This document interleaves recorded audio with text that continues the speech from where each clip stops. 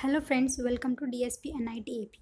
Myself Jyothsna from Department of Electronics and Communication Engineering, and today the topic we are going to discuss about is subband coding. What is subband coding? Subband coding is another significant imaging method with connections to multi-resolution analysis.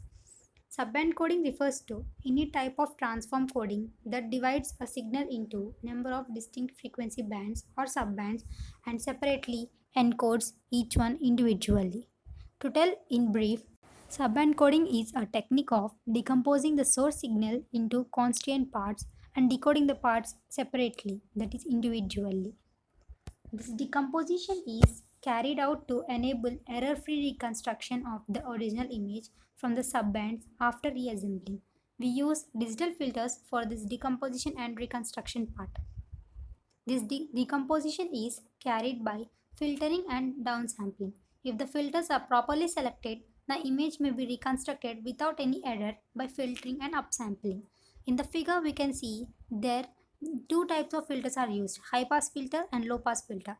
High pass filter are used to pass the high frequency components, whereas low pass filters are used to pass the low frequency components. And in the finally, we can see that many subbands are being created. Now coming to downsampling and upsampling, what are they? Downsampling, it is the process of transmitting either the odd or even sequence. It is also known as decimation and it is denoted by a downward arrow followed by 2. Coming to upsampling, the original sequence can be recovered from the two downsampled sequences by inserting zeros between the consecutive samples of the two sequences, delaying one set of the signals by one sample and adding two signals correspondingly. Here, this upsampling can also be known as interpolation and it is denoted as the upward arrow followed by 2. Given below is an example of both upsampling and downsampling. Now coming to the next slide, we can see that the above 6 images are the 6 band limited filters which are used to filter different components. We can add those 6 components to reconstruct this original image. And next, coming to this, the basic 2-channel subband coding, that is coder and decoder based on a 2-channel QMF. QMF is known as a quadrature mirror filter bank. That is, we can see the S of n is the original image and hence we are passing it through two filters, that is low pass filters and high pass filters. And next it is undergoing downsampling, next encoding, then it is passed through a mux, and again it is passed through a demux, and next decoder, and then it is upsampled by 2, and next the output are being added by using an adder, and hence we get the reconstructed image. There are two types of band coding. These are 1D multiband coding and 2D subband coding. In 1D multiband coding, we can see there are two filter banks used: analysis filter bank and synthesis filter bank. The analysis filter bank is present at the transmitter side through which the input signal is being passed. And next, in the receiver side, we can see the synthesis filter bank where we obtain the reconstructed signal. And next, in the coming to this two band subband coding, we can see two types of filters are used: approximation filter and the detail filter. The approximation filter is the low pass filter and the detail filter is the high pass filter. Here we can see the f of n is the original image and this original image is being applied to the filters. Now the filter h0 of n is called the low pass filter and the h1 of n is the high pass filter. It means that we are dividing the original image into two bands, that is low frequency components and high frequency components. Coming to this output from these two filters, we get output of the h0 of n consists of constant brightness components and slowly varying components or the steady components. And coming to the output of h1 of n, it consists of edges, that means the high frequency components, lines or sudden changes or noises. Next we will downsample it by 2. That is the output, these two outputs which we have obtained now, these are downsampled by 2, and this up to this part it is known as the analysis filter bank part, and which is the compression or the reduction part. Next we will come to it is the expansion part, that is the synthesis filter bank. Here we can see that interpolation takes place. We need to insert the nearby pixel between the two pixels, which is called upsampling. Here again we use two filters. They are G0 of n and G1 of n. They have their functionalities opposite to the top, the H0 of n and H1 of n. Hence the outputs coming from this G0 of n and G1 of n are being added by using an adder. It gives the original image, but it is not the actual original image. It is just an approximation, that is f cap of n, the estimated value of f of n. Since the downsampling reduces the size of the image, it becomes half of the analysis of the filter bank. The main object of subband coding is to choose the analysis and the synthesis filters for the flawless signal reconstruction. Only one synthesis filter should be sign reversed of an analysis filter. It may be demonstrated that the synthesis filter should be modulated version of the analysis filter. There is a chance of loss of gain in the images in the overlapped region, that is the pi by 2. In order to overcome this, we need to properly choose H0 of n and H1 of n. Hence, we can easily reconstruct the image without any errors. In the analysis filter bank, we use a high pass and low pass filter to separately filter each row of the image for subband coding. The filter's output is reduced by a factor of 2. Assume the image size is n by n pixels in size. Two photos of size n by n by 2 will be left behind after our initial stage. The output of the filters are then again decimated by a factor of 2 before being applied to each column of the two subimages. This generates a 4 images of size n by 2 by n by 2 as a result. Hence the image gets somewhat less in size. The analysis and synthesis filters should be related in one of the following two ways.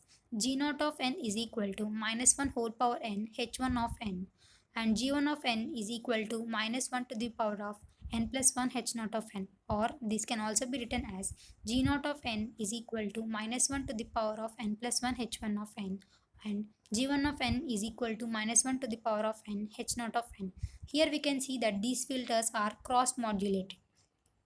And again, these filters should also be biorthogonal. Biorthogonal in the sense hi of 2n minus k and gj of k is equal to delta of I minus j into delta of n, where I and j are taken as 0 and 1. When this hi of 2n of minus k is not equal to the inner product 0, and then the inner product will become 0, and when they are equal, then the product is the unit discrete impulse function delta of n. For filters that move beyond biorthogonality, we require gi of n, gj of n plus 2m. We get delta of I minus j and delta of m, where I and j are zeros and ones. Orthonormal filters can be shown to satisfy the following two conditions. G1 of n is equal to minus 1 whole to the power n, G0 of k even minus 1 minus n, and hi of n is equal to gi of k even minus 1 minus n, where I is equal to 0 and 1, where the subscript on k even is used to indicate that the number of filter coefficients must be divisible by 2, that is, it must be an even number. Coming to the block diagram, we can see that f of m of n is the actual image, h0 of m and h1 of m are the low pass filter and the high pass filter consecutively, and they are decimated by a factor of 2 along the rows. And again, each decimated image is again undergoing through another process, and again they are passed through two different filters, low pass and high pass, and again they are decimated by a factor of 2 along the columns, and hence we will get four type of outputs, and each output is individually shown. Am of n is the approximated image, dv of m of n is the vertical detail, dh of m of n is the horizontal detail, dd of m of n is the diagonal detail. Now hence we can see a difference between DCT and subband coding. DCT means discrete cosine transform.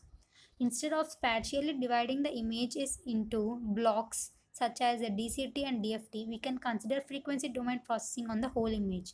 That is, filtering the image horizontal into two subbands, the downsampling the horizontally and filtering the subbands vertically. Downsampling vertically and model and code each subband separately. This is known as subband coding.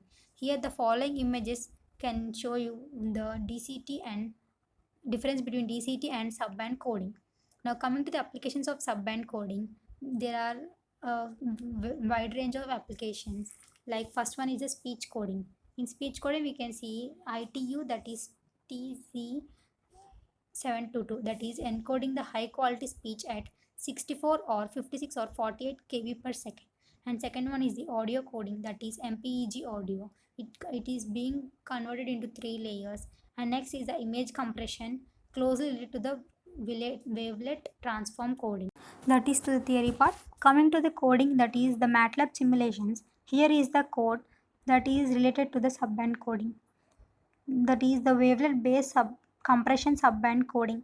Here we can see we are taking an image, that is cameraman.tif. Now it will read the image, and we are counting the number of rows and columns in the input image. And next we are displaying the input image. Afterwards we are coding the images, and next displaying the results of the first level decomposition. After the first level decomposition, we will get the images, and next multi-level 1D wavelet reconstruction is being done using the IDWT function, and next it is being displayed, and next again we are coding the images, that is the approximation, horizontal detail, vertical detail, and diagonal detail. Afterwards again we are getting a multi-level 2D wavelet reconstruction, and then we will get the output. The following is the output. Here we can see that there are 256 rows in the input image and 256 columns in the input image, and this is the main input image, and below the 4 images shows the approximation, horizontal detail, vertical detail, and diagonal detail. And the one level reconstructed image is being shown, and the second part is there we given four, there are two sets of details, that is approximation, horizontal detail, vertical detail, diagonal detail, and hence we will get the two level reconstructed image from the input image. We can see that they're almost the same. And that's it, the MATLAB simulations. Are there any queries? Please let me know. Please do like, share, and subscribe to this channel. Are there any queries? Can mention. Thank you.